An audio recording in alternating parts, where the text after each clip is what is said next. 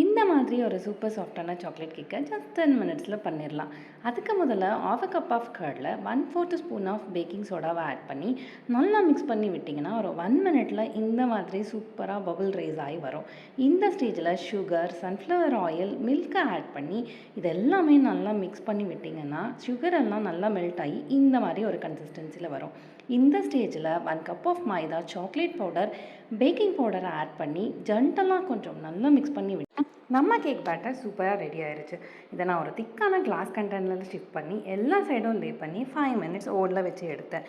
இந்த 5 minutes waiting டைமை பசங்க ரொம்ப என்ஜாய் பண்ணிட்டு இருந்தாங்க. எப்போ கேக் ரெடி ஆகும்னு சொல்லி வெயிட் பண்ணிகிட்டே இருந்தோம் எல்லோரும். 5 மினிட்ஸில் கேக் ரொம்ப சூப்பராக ரெடி ஆயிடுச்சு. இதை இன்னும் சாக்லேட்டியாக மாற்ற நான் இன்றைக்கி டைரி மில்க் ஃபேமிலி பேக் ஒன்று அப்படியே ஓப்பன் பண்ணி இந்த கேக் மேலே வச்சு 1 மோர் மினிட் ஓவனில் வச்சு எடுத்தேன். இப்போ நல்ல சாக்லேட் சூப்பராக மெல்ட் ஆகி ஸ்ப்ரெட் பண்ணுறதுக்கு ரொம்பவே நல்லா இருந்துச்சு. கேக்கை நல்லா ஸ்ப்ரெட் பண்ணி எடுத்தப்போ இந்த சூப்பர் சாக்லேட்டியான கேக் நல்ல பர்ஃபெக்டாக ரெடி ஆயிடுச்சு.